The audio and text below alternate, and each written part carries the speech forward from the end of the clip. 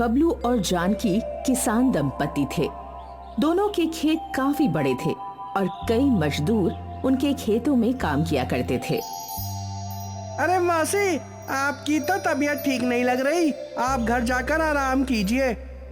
अगर मैं आराम करूंगी तो पैसे कहाँ से आएंगे? मेरे घर में कमाने वाली मैं अकेली हूँ बेटा। अपने पोता पोती को भूखा थोड़ी रख सकती हूँ। आपकी परेशानी मैं समझ रहा हूँ मौसी, आप आराम कीजिए, आपको आपकी मजदूरी मिल जाएगी। धन्यवाद, तू भगवान है बबलू। तूने इस बुढ़िया की परेशानी समझी। तू बहुत अच्छा है, भगवान तेरा भला करे।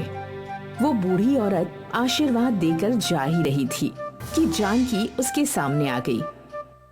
अम्मा, ये लीजिए आज का भोजन, और जब तक आपकी तबीयत बिल्कुल ठीक नहीं हो जाती मैं खुद आपके घर भोजन छोड़ दिया करूंगी। तेरा ये एहसान कैसे चुकाऊंगी? एहसान कैसा? माटी में काम करने वाले किसान के परिवार को खाना ना मिले, ये तो अन्याय है ना। मैं तो बस न्याय कर रही हूँ। तुम दोनों मेरे लिए शिव पार्वती के समान हो। भगवान तुम्हें हमेशा खुश रखे। जानकी बहुत दरिया दिल थी।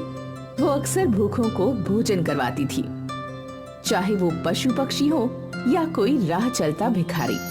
ऐसे ही एक भिखारिन जानकी के घर रोज आया करती थी। अरे बेटी, क्या आज तू मुझे खाना नहीं खिलाएगी? अम्मा, कभी ऐसा हुआ है क्या? आपको खिलाए बगैर तो मैं खुद भी नहीं खाती। जानकी ने उस भिखारिन को खाना बांधकर दे दिया। ये लीजिए, भगवान तेरा हमेशा भला करे। हर एक इंसान बबलू और जानकी को दुआएं देता था और इनकी अच्छाई की बात धीरे धीरे गांव में फैल गई। जानकी तो बिल्कुल देवी है। सुना है वो किसी को भूखा नहीं भेजती। हाँ, साक्षात अन्नपूर्णा है वो। और औरतों की ये बातें ठाकुराइन के कानों में पड़ी। अरे बिजली, आजकल मुझसे ज्यादा गांव वाले इस जानकी की बात कर रहे हैं। आखिर क्या खास है उसमें? मालकिन, सुना है वो बहुत अच्छी है, गरीबों की सेवा करती है, भूखों को खाना खिलाती है, किसी को भूखा नहीं लौटाती। बस बस, मैंने तुझे उसकी तारीफ करने नहीं बोला। माफ करना, अब जो सुना वो बता दिया। अगर ऐसा चलता रहा तो लोग मुझे भूल ही जाएंगे। मुझे जल्द ही कुछ करना होगा। पर आप क्या करेंगी? देखती जा। ठाकुराइन अपनी नौकरानी के साथ बबलू और जानकी के खेतों में पहुंची। अरे ठाकुराइन, आप आइए आइए, बैठिए। तेरी पत्नी नहीं दिख रही? बुलाता हूँ जानकी। जानकी खेतों के बीच से ठाकुराइन के पास आई। तो तू है जानकी? बहुत तारीफ सुनी है तेरी, और तेरे स्वादिष्ट खाने की भी। शुक्रिया। कभी हमें भी भोजन पर बुला लो, हमने क्या पाप किया है? अरे आप ही का घर है, आप कभी भी आ जाइए। भोजन के लिए हम किसी को भूखा नहीं रखते। अगर ये बात है तो मैं अकेली नहीं आऊंगी, मेरे साथ मेरे सारे लोग आएंगे। सबको भोजन करवा पाओगी? जी बिल्कुल, आप निश्चिंत होकर आ जाइए। कल फिर तैयार रहना, तुम्हारे घर पर बहुत मेहमान आएंगे। जी। ठाकुराइन वहाँ से चली गई। ये ऐसे क्यों बोल रही थी? पता नहीं, पर भोजन के लिए हम किसी को मना थोड़ी ही कर सकते हैं। वो तो है। ठाकुराइन ने अपनी नौकरानी को बोल दिया कि सारे गांव को भोजन पर निमंत्रण दे दे।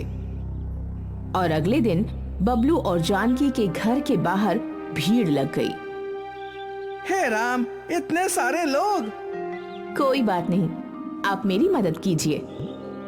दोनों ने मिलकर खाना बनाना शुरू कर दिया। वो जैसे जैसे खाना बनाते जा रहे थे वैसे वैसे खाना खत्म होता जा रहा था। कई घंटे बीत गए पर लोगों की भीड़ कम ही नहीं हो रही थी। इस बार तो ठाकुराइन ने हमें मुसीबत में डाल दिया। कोई बात नहीं, भगवान है ना, वो हमारी मदद जरूर करेंगे। देखते ही देखते अनाज की बोरियां खत्म हो गईं। मैं और अनाज लेके आता हूँ। जी। बबलू नई बोरी लेकर आया। ये आखिरी बोरी है, इस बार लगता है हम सबको भोजन नहीं करवा पाएंगे। हो जाएगा। जानकी ने आखिरी बोरी का अनाज भी बनाना शुरू कर दिया। ये आखिरी लोग हैं। लगता है सब निपट गए। इस बार भगवान ने हमें बचा ही लिया। बिल्कुल। बबलू ने सारा अनाज लोगों को परोस दिया, पर दोनों के ध्यान से निकल गया कि ठकुराइन अभी भी बाकी है। जब अनाज खत्म हो गया तो ठकुराइन की नौकरानी ठकुराइन के पास गई। मालकिन, सारा अनाज खत्म हो गया है। अब आएगा ना मजा। चलो चलते हैं। और अब जानकी के दरवाजे पर ठकुराइन पहुंची। मुझे आने में देर तो नहीं हुई ना? ठकुराइन को देखकर जानकी और बबलू हड़बड़ा गए। उन्हें समझ में नहीं आ रहा था कि अब वो लोग क्या करें। घर आए मेहमान को बिना खाना खिलाए कैसे भेज सकते हैं? आप बैठिए ना, मैं आपके लिए खाना लाती हूँ। मुझे भी तो यही देखना है कि तुम मेरे लिए खाना कहाँ से लाती हो। अब हाँ, जानकी और बबलू दोनों रसोई में गए। अब क्या करेंगे? हमारे पास तो खाना ही नहीं है। कुछ ना कुछ तो करना ही पड़ेगा। तभी खिड़की पर वही रोज वाली भिखारन आती है। क्या हुआ बेटी, आज तू इतनी परेशान क्यों है? अब क्या बताऊं अम्मा, ठकुराइन खाने का इंतजार कर रही हैं और हंडी में कुछ भी नहीं है। अच्छे से देख, कुछ तो होगा ही हंडी में। नहीं है अम्मा। तू देख तो। जानकी ने जब हंडी का ढक्कन उठाकर देखा तो पूरी हंडी खाने से भरी थी। हे भगवान, ये कैसे हुआ? अम्मा, मैंने कहा था ना, अब मुझे भी कुछ खाने को दे दे। जी बिल्कुल। जानकी ने बुढ़ी भिखारन के लिए खाना बांध दिया। ये लीजिए, तेरी हंडी कभी खाली नहीं रहेगी बेटा। तूने इतनों को खिलाया है, अब वो ऊपर वाला तुझे खिलाएगा। खुश रह, हमेशा खुश रह। बूढ़ी भिखारन खाना लेकर चली गई। फिर जानकी ने ठकुराइन के लिए खाना परोसा। जब ठकुराइन के सामने खाने की प्लेट आई तो वो दंग रह गई। तुमने तो कहा था कि खाना खत्म हो गया है। मैंने खुद अपनी आंखों से देखा था मालकिन। चुप, झूठी कहेंगी। ठकुराइन और उसकी नौकरानी ने चुपचाप भोजन किया। अरे, आपने तो कुछ खाया ही नहीं। कहीं आप ये तो नहीं सोच रही कि हमारा खाना खत्म हो गया? चिंता मत कीजिए, हमारे पास बहुत खाना है। आप और मेहमानों को भी भेज सकती हैं। ये सब सुनकर ठकुराइन का मुंह छोटा हो गया था। उसे समझ नहीं आ रहा था कि वो क्या बोले, तो उसने खाने की तारीफ की। खाना बहुत स्वादिष्ट था और फिर वहां से चली गई। सब कुछ हो जाने के बाद खाना तो खत्म हो गया था, तो फिर से कैसे आ गया?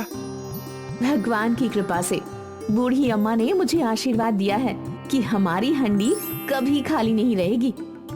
ये बोलते बोलते जानकी ने हंडी का ढक्कन हटाया तो वो वापस भोजन से भरी हुई थी। अद्भुत! अब हम हर किसी की मदद कर सकते हैं। अब कोई भूखा नहीं रहेगा। बिल्कुल, शायद इसीलिए हमें ये वरदान मिला ताकि हम भूखों का पेट भर सकें। उस दिन के बाद बूढ़ी भिखारन कभी वापस नहीं लौटी और फिर जानकी और बबलू हर रोज किसी न किसी को भोजन करवाते। गांव में ऐसा कोई नहीं था जिसे भूखा सोना पड़ता था।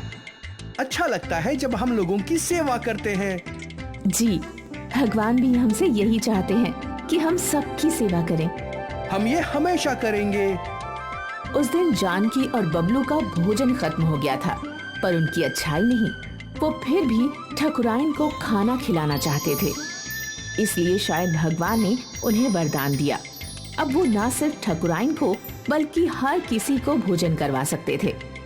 शायद इसी को कहते हैं अच्छाई का अच्छा फल। अब जानकी सच में अन्नपूर्णा बन चुकी थी।